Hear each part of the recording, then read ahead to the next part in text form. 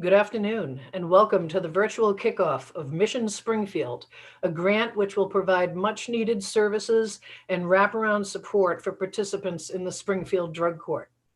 My name is Sheila Casey, and I'm the Specialty Courts Administrator for the 51 specialty courts operating across the Commonwealth. I'm also the Project Director for Mission Springfield. It is my honor to introduce our first speaker, Chief Justice Paula Carey. Paula Carey was appointed Chief Justice of the Massachusetts Trial Court in 2013 and was reappointed in 2018. She and the court administrator oversee 7 court departments with 385 judges and 6,400 court staff, including the Massachusetts Probation Service. Chief Justice Carey has been a strong advocate for specialty court expansion over the course of her tenure. Chief? Thank you, Sheila. Good afternoon, and I'm delighted to be here for this virtual kickoff for Mission Springfield. I first want to start that we're very grateful for our federal funder, which is SAMHSA, which is Substance Abuse and Mental Health Services Administration, which has provided the trial court with $2 million over 5 years to expand drug treatment opportunities in the Springfield Drug Court. You're going to hear today from others who will tell you all about the Springfield Drug Court and the mission model. And we are saving the most important speaker for last. We are very proud of her as a graduate from the Springfield Drug Court. She will share her experience of strength and hope with all of us. But why I want to talk to you is why, as a court system, are we seeking and getting grants to expand treatment? This isn't the first grant that we've gotten.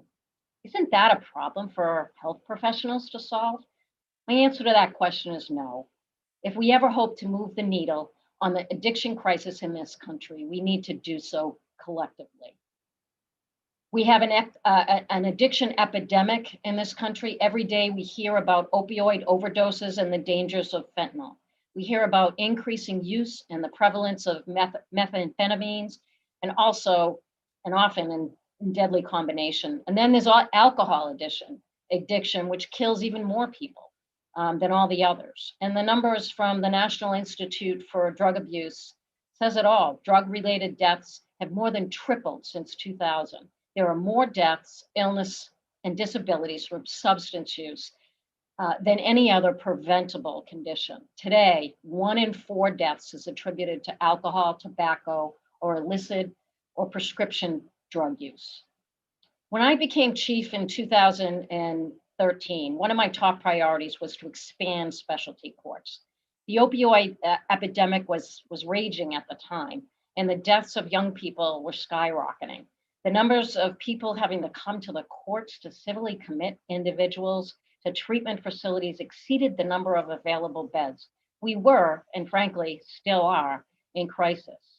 The courts and the justice system have become the place where people go when they have mental illness and addiction disorder, and they end up with us. And we need to have the resources to be able to help them.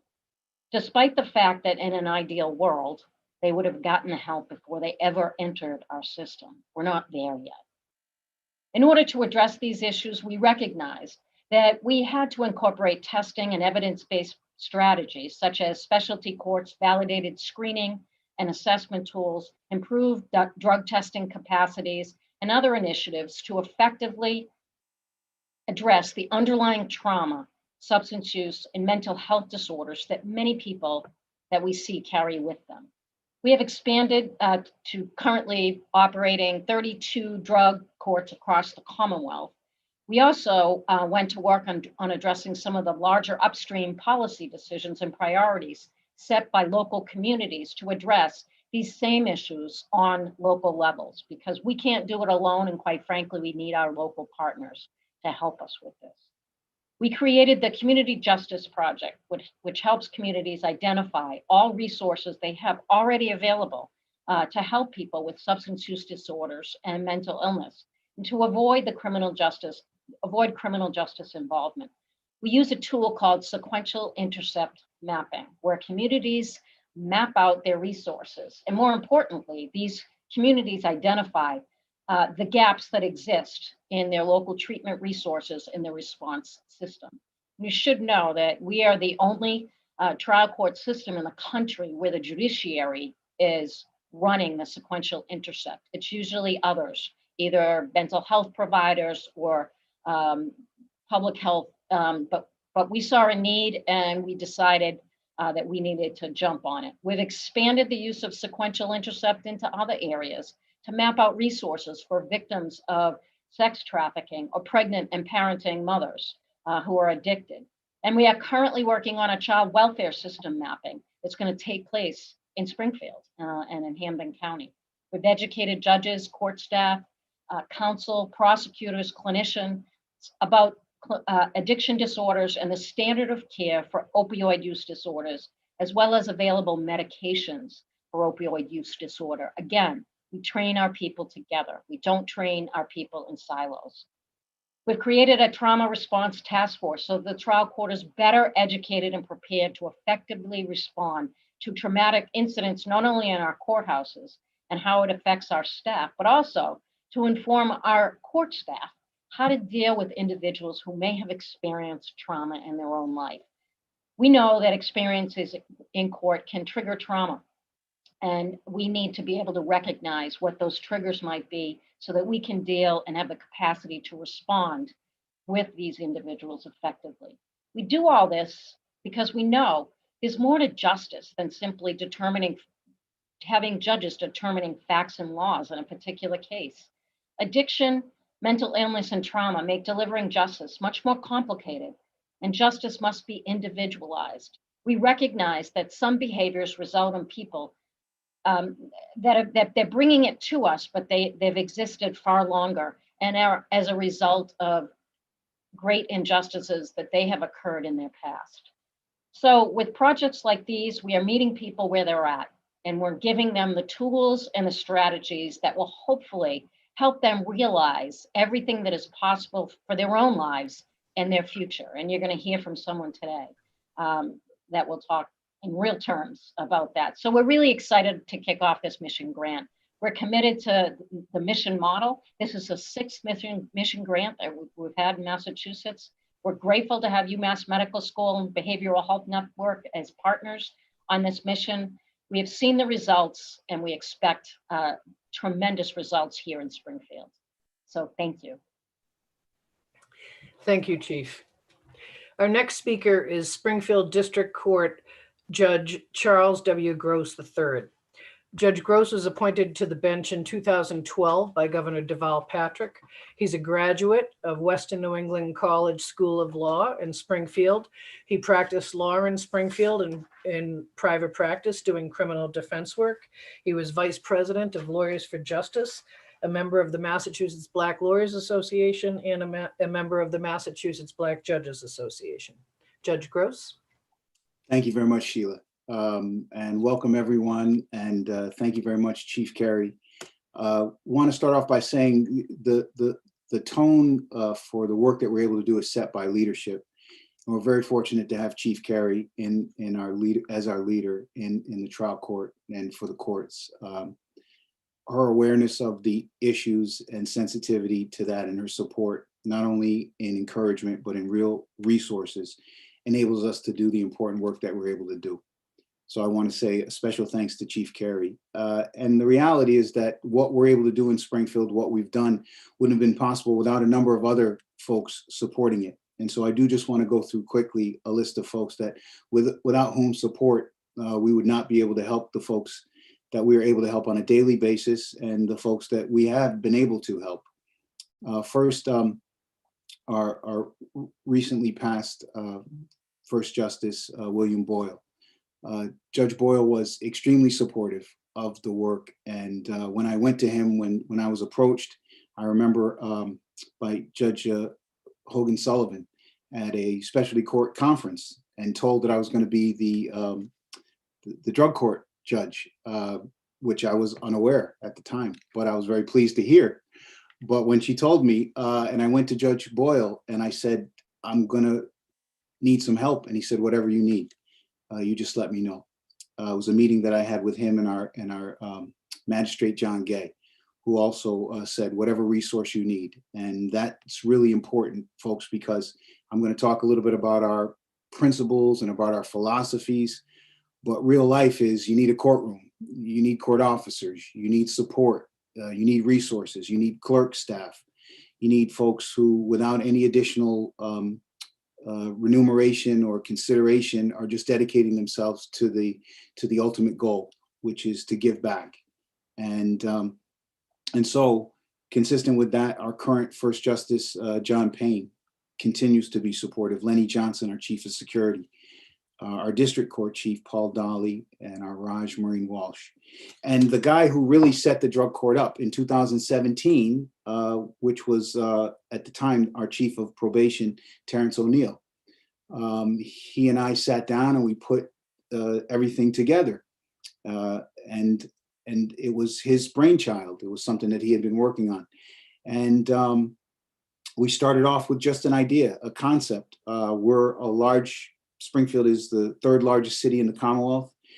And anything you can think of that you would be looking for in terms of what might plague society in terms of poverty and addiction and crime, we have in abundance in Springfield. So we were a city that was very much in need of this type of service. And as the chief said, folks were coming to the criminal justice system anyway. The criminal justice system, the courts were becoming the place, the intersection where mental health and poverty and child issues, child care issues and lack of education and housing and all these things were all coming to a head in the criminal justice system. And so we knew that it was a good place and a good opportunity for us. And so we put this thing together without really an understanding per se. We had to learn on the fly, and we've learned a lot. We've been up and running now for 3 years. I think we've probably had about 100 people come through our doors, and we've probably had about 15 graduates, one of which a lady whom we are extremely proud, Michelle Jackson, is going to be speaking to y'all later about her experience in the program. But again, it wouldn't be possible without the folks who have assisted us. So Chief Lenny Johnson, the court officers, providing us with court officers who have just constantly been supportive and give of themselves and share sometimes their experiences with participants. Law enforcement, specifically Sheriff Nick Kochi, has been amazing. The Sheriff's Office has provided us with transportation to programs. They have members who sit on our board.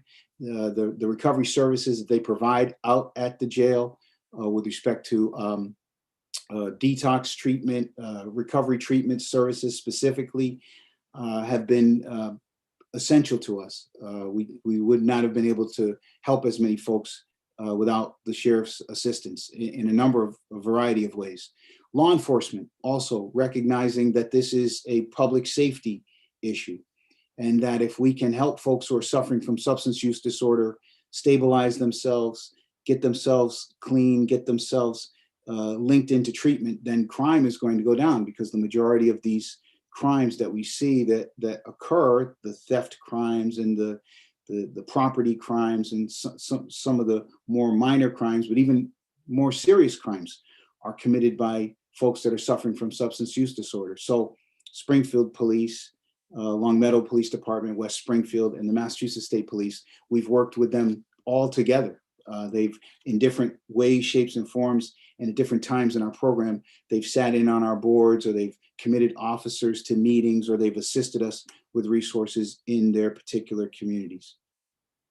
So we have a post-conviction program, folks. I wish that we could help folks who didn't get in trouble, but we kind of meet them where they are, and where we meet folks is when they've picked up a case and they're either a probation violation, they're admitting to a violation of probation, or they're pleading out a case. And so it's a post-conviction program, and it's an 18-month program, which is a pretty significant commitment. And we've picked 18 months, and we take certain type of cases, and other cases we don't take for various reasons, but mostly we want some folks to have skin in the game. We want it to mean something to them. And we want an opportunity to get a chance to know that person, because relationship is really the key. That's the key component. We get a chance to get to know the person as a human being, and they get a chance to know us as a human being. And we form teams, recovery teams. If someone is a participant, we form a team, and that team includes myself It includes a probation officer, it includes a recovery coach, it includes a defense attorney, a drug court advocate, and the participant. And that team literally works 24/7, 365. There really is no drug court day. We're available because, as you can imagine, so many things happen. There's so many various crises that may occur, or circumstances or situations where we try to provide resources and help that person get through the situation. We believe in our program that recovery is not just a slogan. It's not even a program. It's really a way of life. It's a perspective. And if there's an addict's mentality, then there's a recovered mentality. And this is what we really try to talk about, because an addict will see an enemy where a recovered person may see an ally. An addict may see an obstacle where a recovered person may see an opportunity. An addict will see a tragedy where a recovered person may see a potential triumph. So that mentality is something that has to be nurtured. It has to be developed. It has to sometimes be rekindled. Sometimes it has to be actually planted anew, built within the person. But we don't do the work for the people. Recovery is not for lazy people, just like addiction's not for lazy people, if we're going to be honest. I've never met a lazy addict in my life. Most addicts are working hard to support their addiction. So we ask them to bring that same energy, that same passion, that same vigor.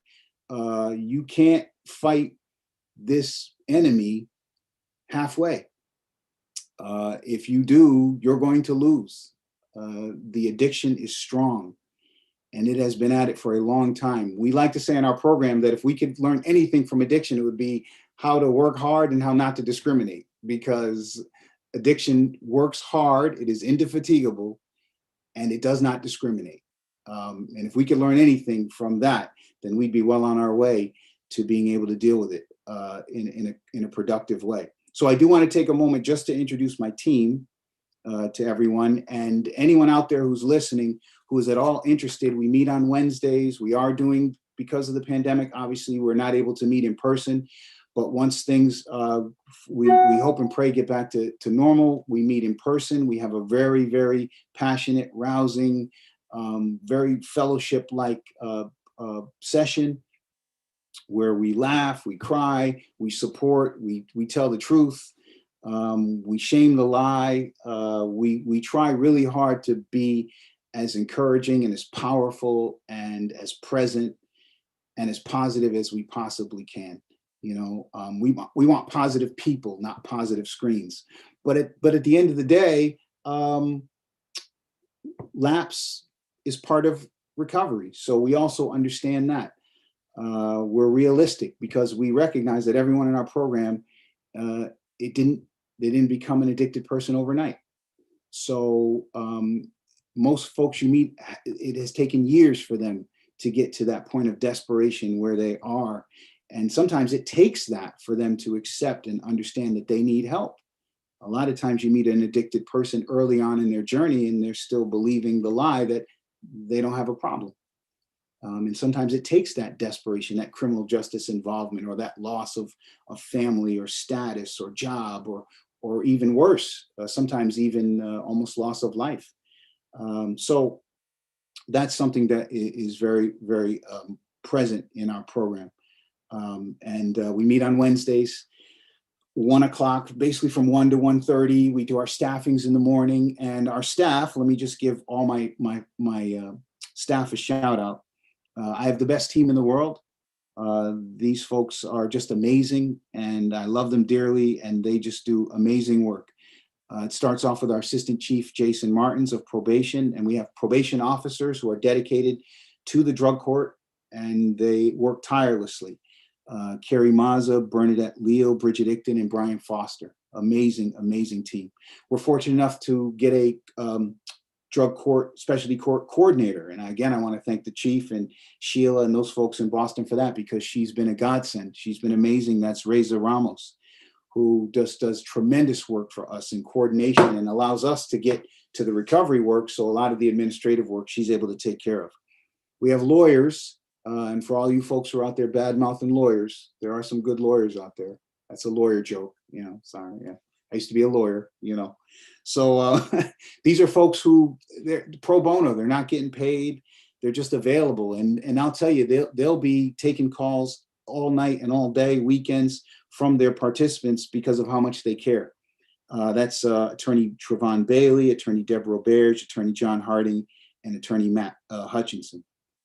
We also have a clinician, Mr. Christopher Bernier, and currently we have 3 outstanding recovery coaches, Mr. Nicholas Alisea, Ms. Jessica Putnam, and Mr. Noel Torres. So we have an amazing team, and from all walks of life and all colors of the rainbow and all genders and identities and everything. And it's just something that we are just so very proud of, that we're able to represent our city in the way that we are. And so with that, we recently got this opportunity to partner with Mission. So we look at this as adding another tool in our tool belt. It's going to provide us with more resources. We're going to be able to reach folks who are also struggling with co-occurring disorders in a more acute sense, because we know that addiction never travels alone. It takes advantage of fragile people, whether it's trauma-based or it's organic, but folks generally are suffering from some emotional or mental health disorders. So the Mission grant and the folks that you'll hear from soon, the folks that I've been able to meet and my understanding of the resources, it's just going to increase our ability to be more productive and more effective in the service that we're able to provide. So with that, I just say that we would be very honored to be able to assist to the lawyers out there, to any district attorneys, to folks that are listening who might be incarcerated right now. If you're interested at all in what we do, and you would like to reclaim your dignity, your sanity, your integrity through recovery, this is an opportunity. It may not be the last opportunity, but at the end of the day, tomorrow's not promised to any of us. So we want to make sure that we take advantage of every opportunity that we can. We're very fortunate to live in a time where this is recognized for what it is. It's a public health issue. It's a disease, and it's something that now we are turning to and looking at and attacking it with the force and the work, collaborative work that we need to. So we're very proud to be a part of that. So the Springfield Drug Court is here. We're up and running. We're working with people, for people, and with people to maintain their recovery. So hopefully we can help. If you're at all interested, Sheila, at the end of the presentation, I know we'll have emails and phone numbers for contact people. We'd love for folks, if they ever want to just pop into Zoom and listen in to our session, we'd love to do that. So please feel free to ask about that, and any questions, do not hesitate to ask. Thank you very much. Thank you, Judge Gross. Absolutely. It's obvious that Chief Justice Dawley and Judge Hogan Sullivan were right on the money when they selected you to run the drug court in Springfield. Thank you for that. That was very nice. Thank you.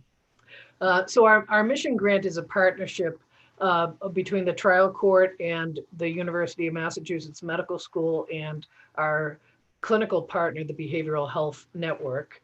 I'm pleased to introduce now Dr. Ayoko Gaba of the University of Massachusetts Medical School, who will tell you about the mission model and how it works.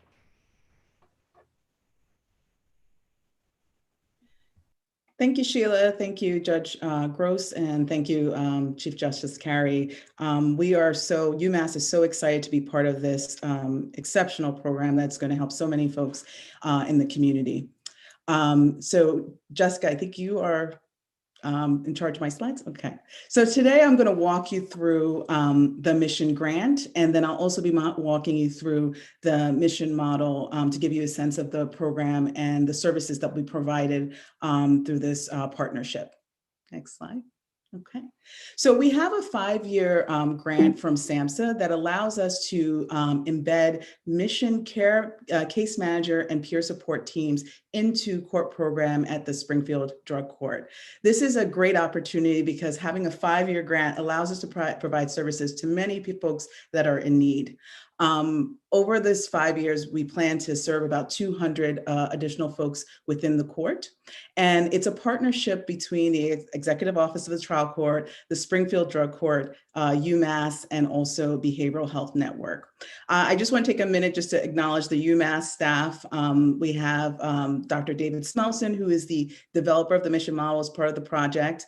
Also Bailey, who is our evaluation assistant, and Dr. Jen Harder, who will be providing clinical consultation to the clinical team as we're implementing mission. Next slide. So as I mentioned, we'll have, as part of this funding, we're able to integrate 2 case manager peer support specialist teams directly into the court, meaning that they'll be providing clinical services, but also part of pre-court staffing, court sessions, to provide sort of a comprehensive and collaborative partnership between clinical and sort of court services.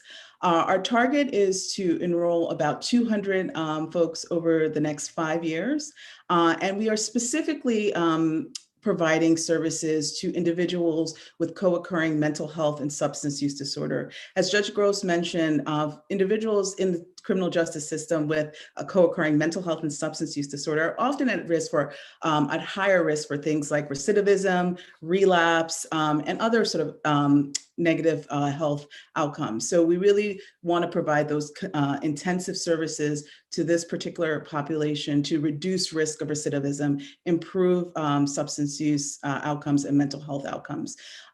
As I talk more about the program, we've also seen through our partnerships in Massachusetts and other states that it also impacts other outcomes, housing, employment, and things like that, but we'll talk about that in a second. So how do people get into the Mission Springfield program within the court? I'll walk you through our flowchart of how the program is set up. So first, what happens is that folks are referred directly to the court. And once they're enrolled in the court, we're assessing the referral to see if the person is an adult, 18 or over, has a substance use disorder, and any mental health need at any level. They do not have to have a mental health diagnosis, just presenting with a mental health issue or need. And they have to be a participant within this Springfield Drug Court. Once we've sort of assessed referrals for that sort of minimal level of criteria, we then, the mission team then meets with the individual to just confirm that they meet eligibility for the program. Our case manager then meets with the individual who's interested in mission services to do a comprehensive substance use disorder and mental health assessment. And also that assessment is more so a needs assessment as well. Are there any needs around housing, any needs around education and vocation, family needs as well, childcare needs? We're really doing a comprehensive assessment to inform collaborative treatment planning where, you know, the client is really in the driver's seat of their treatment plan.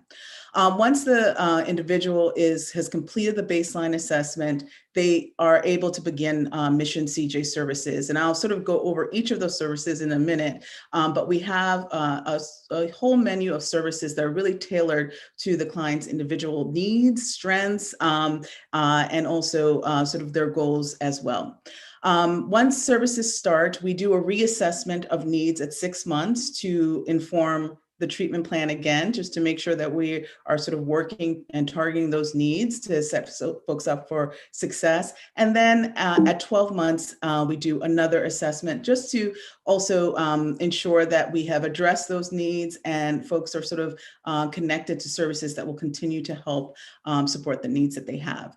Generally, people in mission graduate at the 12-month mark, but they will continue, as Judge Gross mentioned, that the court is up to 18 months. They will continue in the court. Right, next slide.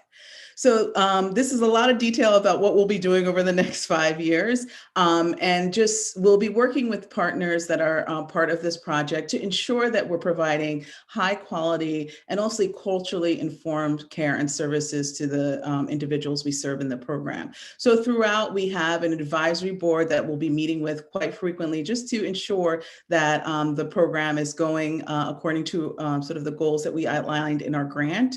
And also that we're serving serving the individuals that are within our program well.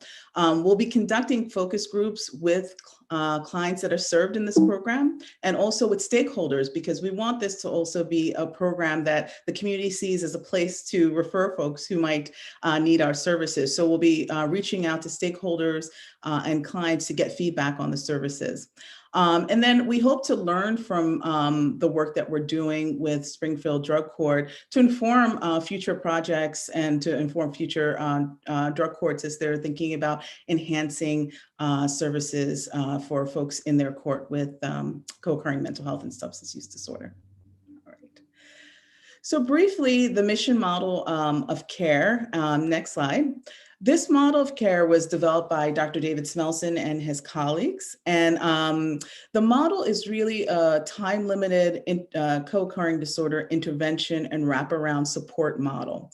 We have brought together several different evidence-based practices that we know that for folks with co-occurring disorder, especially folks in the criminal justice system, that these evidence-based practices work if they're just done by themselves, but also if you combine them, we see that that really augments the impact on outcomes. So we've combined several different evidence-based practices to support folks in recovery. So the first practice that is part of our core services is case management, critical time intervention case management. That's where in the beginning, we really start with assertive outreach and collaborative assessment and treatment planning to really assess quickly what are the client's needs and how can we best serve those needs in a collaborative way with the mission team, the court team, and also the client's other providers. We integrate a lot of assertive outreach. Pre-COVID, we'd be out in the community taking folks to appointments, doing home visits, things like that, to make sure that we're quickly linking folks to services they need out into the community, and that we're adjusting those linkages as we go on to ensure that there's a network of support post their time in mission. We also provide dual recovery therapy, which is 13 sessions of a cognitive behavioral based intervention that's administered and sort of conducted by a case manager that focuses on both the mental health issues and also substance use as well. The third component is peer support, which is as I've worked with Mission and been working with courts, we always hear from the clients that we work with that the peer support is such an important piece of their recovery and success. So we've integrated peer support specialists into our team, and they provide 11 structured sessions that are recovery based, and also do a lot of mentoring and coaching for folks around recovery, linking people to AA, NA meetings, smart recovery meetings out in the community. The last core component is empowering pro-social change, which is a new curriculum that we've integrated into Mission that is that was developed by myself and Dr. Dara Drawbridge. Really, as we've been working with folks in Mission programs, we saw a real need to really also have some concrete and direct interventions around risk for recidivism. So we know as folks are working around recovery that they're still at risk for being rearrested or reincarcerated, and we want to reduce that risk. So this is an empowerment-based intervention and also a culturally informed intervention to address the 8 sort of big risk factors that we know that put people up for risk of recidivism. We have some support services, which are services that we assess for and sort of monitor throughout folks' time in Mission, and then refer out for additional support. So many of our clients that we work with are going to have some needs around vocational and educational support. Many clients are struggling with trying to find a job or trying to keep a job once they've gotten a job. So our case managers assess for those needs in those areas, and they're able to provide formal support, sort of linking to one-stop shop career counseling, or informal support, just doing a mock interview with someone or talking with them about what their interests are, to really link them to vocational programs and educational programs that can help sort of fit where they want to go in their sort of vocational educational life.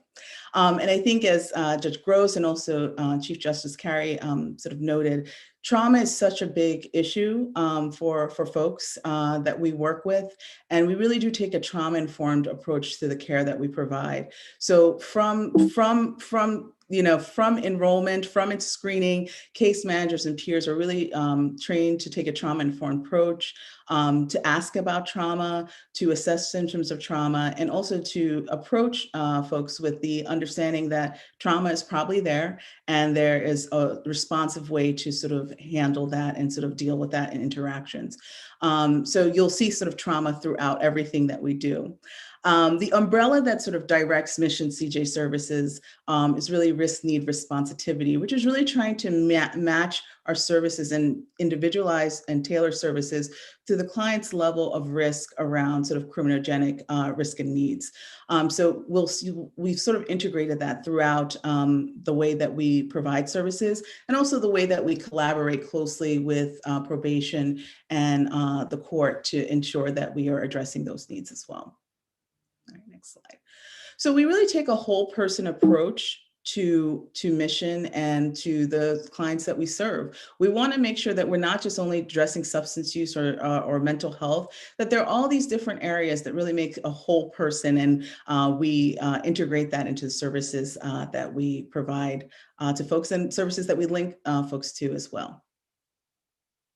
All right. So each team includes a peer support specialist and a case manager. So anyone who is enrolled in Mission will have their own peer support specialist and case manager who's available to them throughout their time in Mission. We try and keep our caseloads in Mission pretty low, about 20 clients per team, so that they can provide that assertive outreach in the beginning when people start in Mission. And recovery is not linear. There'll be some ups and downs. There'll be some bumps in the road, and so we want to make sure that our teams have the time to give folks individualized attention and to be responsive to needs. So we keep our caseloads pretty small, and generally folks are in the program for 12 months. If an individual needs a little bit longer in Mission, we're able also to keep them in Mission a little bit longer as well. Okay. So we have been very lucky in implementing Mission to be able to develop a treatment manual. So all services are guided by a treatment manual that the case manager and peer support specialists have. That really lays out sort of the day-to-day of what Mission looks like, what are the services that are being provided. And we've also been able to develop a participant manual, a participant workbook. And that's a workbook that's given to each client when they enroll. It's sort of our gift that includes a host of recovery exercises that clients can do with peer support specialists and also as part of the group. We've been able to translate that workbook into Spanish. And the great thing about this workbook that I really like is that a lot of the exercises in the workbook have been generated from clients themselves. So that has been really nice to see that we've really tried to integrate clients' voices into the workbook. And it's always evolving, so feedback is always helpful. Just one thing with our materials, they are all free and they're online at the Mission website. So feel free if you want to take a look at them. Next slide. Okay. So we have had the privilege and honor to really work with several partners in the state and work with EOTC, Executive Office of the Trial Court, on several different Mission programs. And so this is just a list of our current Mission ongoing programs that we have, Mission CJ programs.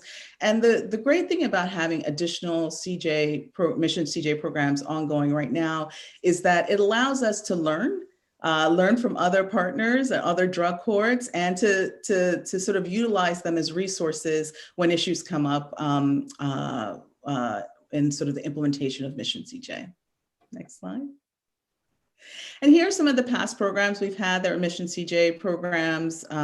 We've had several, and we also have learned quite a bit from those programs as well. Okay. Our evaluation is a qualitative and quantitative evaluation. As I mentioned earlier, it's so important to hear from the folks that we are serving, because that's what we're here for, is to really serve folks and integrate their voices into the services we do provide. So we'll be having focus groups throughout our 5-year project with Mission CJ clients and also stakeholders and staff. And we use those focus groups really to inform and refine the services that we provide. We'll also be doing a quantitative part of our evaluation where we'll be taking some of the information that we get from the assessments at baseline 6 months and 12 months to see sort of and look at progress over time and see what the impact of Mission CJ has had on some of these key outcomes. Another big part of our evaluation is looking at model fidelity, meaning that we are tracking how the clinical team is providing Mission to see how that impacts outcomes. And Dr. Harder and also Dr. Smelson, who will be providing some clinical supervision, will be using some of that data to inform care. So if we sort of look at trends and we find that certain trends are sort of leading to different outcomes, we might provide some additional training and supervision to clinical teams while they're implementing Mission. Okay, so if you have any questions about the Mission model, feel free to reach out to me. We really are looking forward to serving folks in Mission Springfield, and so excited to partner with just an existing dynamic, inspirational drug court team. And we are really excited about this project. So Sheila, I'll throw it back to you. Thank you, Ayokor. Next up, we are going to hear from Jane Simons.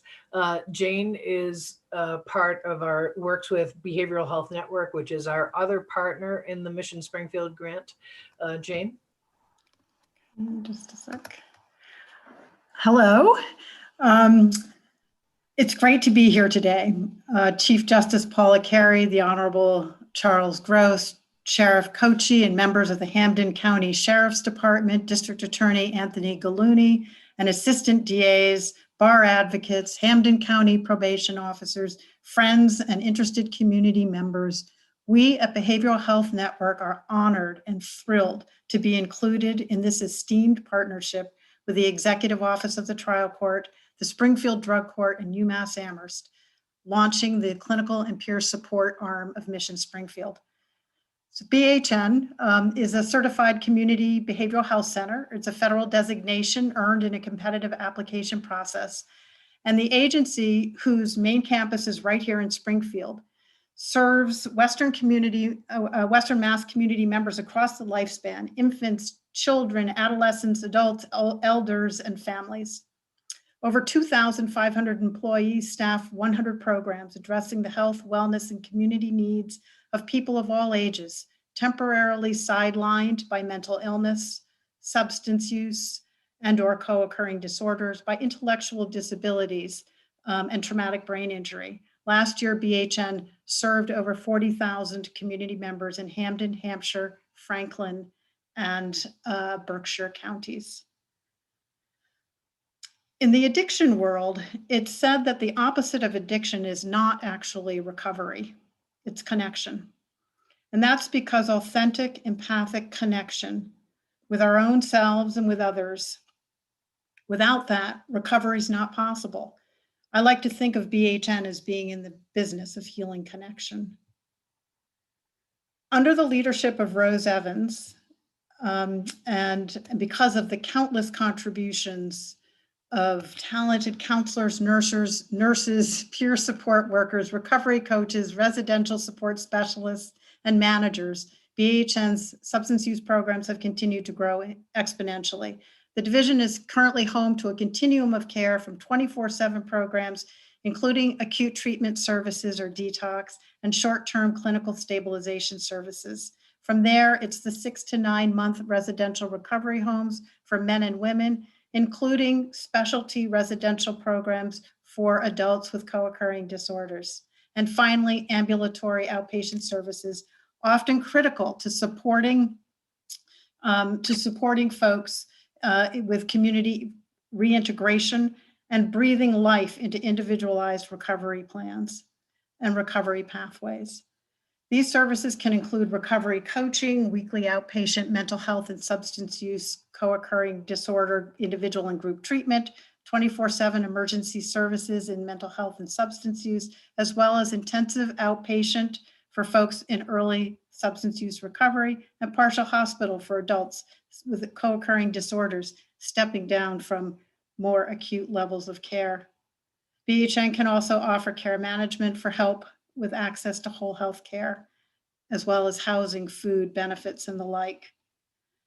Opportunities to begin medication-assisted treatment, Suboxone, methadone, Vivitrol, are woven into all levels of care, including induction at detox or acute treatment service level. While the language of continuum implies a linear pathway, the truth is it's not a linear path, and there's no wrong door, no wrong place to start. Any door or combination of doors can help folks, can help you find your path.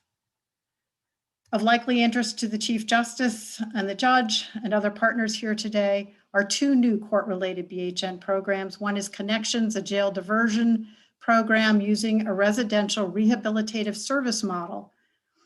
We're currently accepting men. It's a 32-bed, 90-day residential program followed by 9 months community-based case management services for criminal justice involved males and females. And adults are referred by the Massachusetts District and Superior Courts in lieu of incarceration for addiction-related offenses. Priority is given to those presenting with opioid use disorders.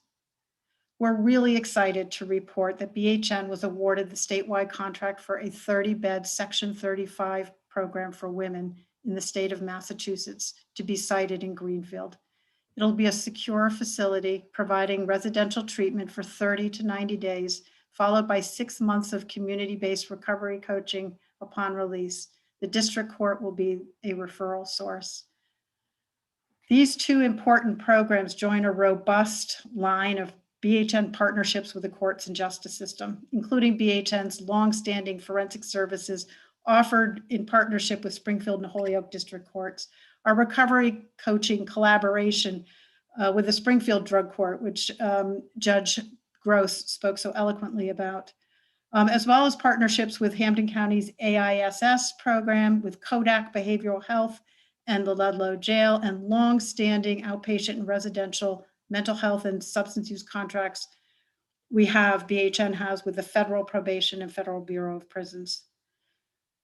I have to say, though, that the growth of BHN's addiction services is also a tribute to innovative and successful programs like the Mission program we're kicking off today.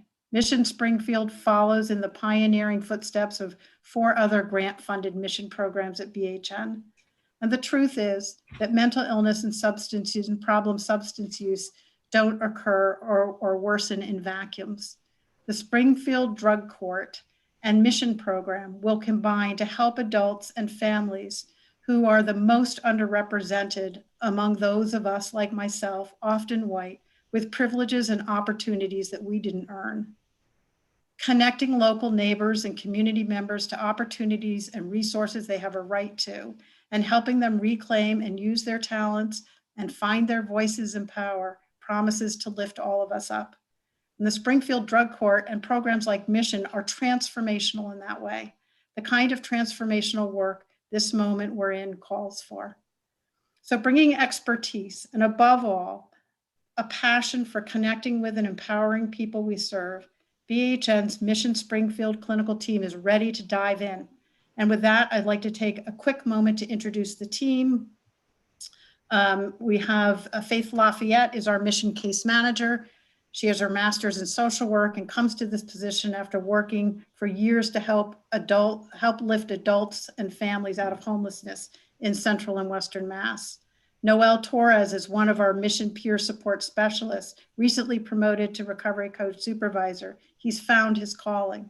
He's worked skillfully and with heart as a BHM recovery coach for over 4 years, including with the Springfield Drug Court.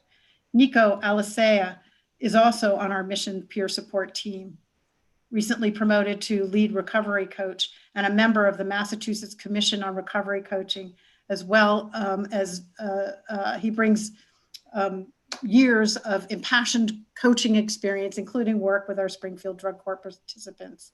And finally, Jessica Putnam, who is poised to work with females in a peer support specialist role She's been a member of the BHN recovery team, coach team for over 2 years, and brings drive, compassion, and dedication to the people she serves. And now it's my great pleasure to introduce our next speaker, Michelle Jackson.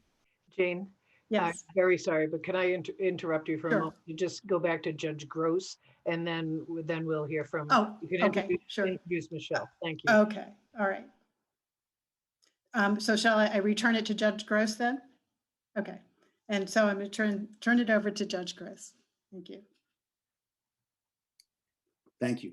And that's because I wanted to introduce Michelle Jackson. No. Okay. No, of course. You go for it. No, but I would love to. No, I just wanted to say briefly, Jane, thank you for reminding me. It would have been a terrible omission, and I would have felt horrible did I not mention the fantastic support we've received from the district attorney's office, from DA Gallouni, and DAs who from the very beginning, the foundation of our program, are members of our board. They're on our staffing. They play a huge role in the process whereby folks are given the opportunity to be in the program. They walk with them through their journey. And it strikes a lot of our folks as ironic that district attorneys who in their experience, their entire criminal justice experience, have been the people who put them in jail are actually the folks that are working hard to try to find ways to keep them out of jail. So it's one of the delicious ironies of life that we're able to offer. And I would have been crestfallen, heartbroken, devastated if I were not able to recognize and acknowledge that. So thank you very much for the reminder. Thank you, Sheila, for giving me the opportunity. And Michelle, thanks for letting me just clear up that era. And then we can give you the opportunity to get all the shine that you richly deserve. So without further ado, Jane. Yeah. So I really want to turn things over to Michelle. I just want to say aloud that she's the first graduate of the Springfield Drug Court. And that she will breathe life into the participant experience and the work and promise of these programs in ways that I can't. And I want to stop talking and turn it over to Michelle. Michelle Jackson. Hi. First, I just want to say I'm truly grateful to be here. This is quite an honor. And when I think back to my experience at drug court, it's truly what saved my life. I couldn't stop using without drug court, like that whole process. I am a recovering addict and I used for over 20 years and I didn't know how to stop. And now I have over two years and 3 months clean and I live an amazing life.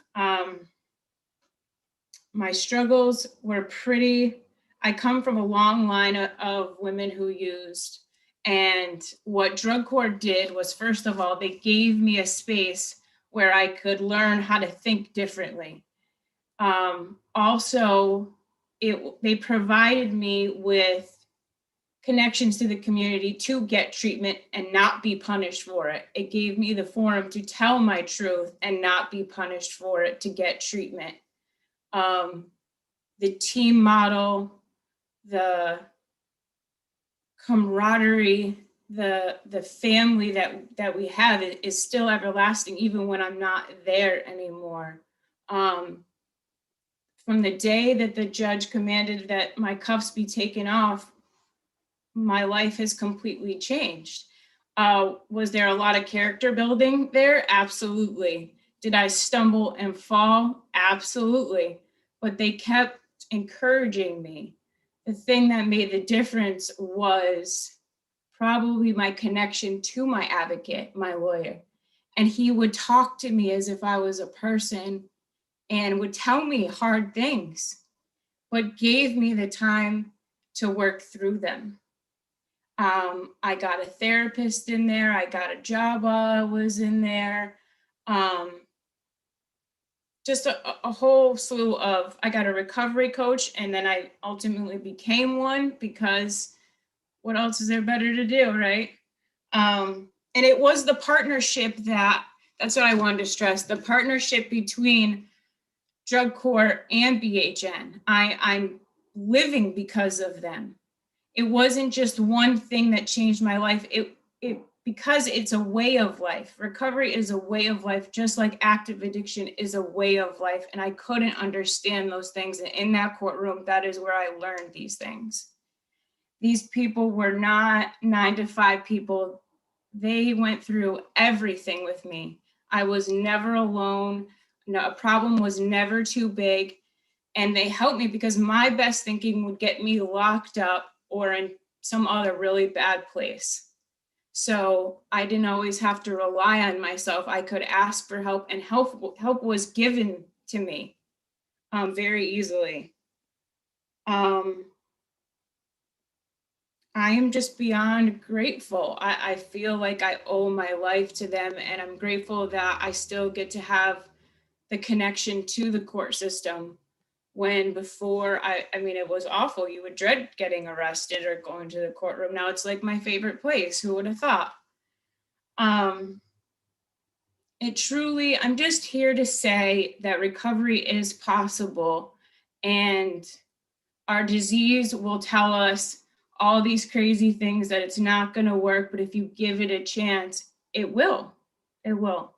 And I'm grateful that the thinking is changing, the model is changing, that is wraparound services, that there are people who truly care and get it, and I'm just grateful. So thank you. Michelle, thank you from the bottom of our hearts. That was incredible. And thanks to our speakers and to all of you that are listening out there. We have a slide that we'll put up for a couple of minutes. You can take a photo of the email addresses in case you'd like to reach out to any of us for additional information. Again, we're excited to kick off this grant program. Thank you very much for attending.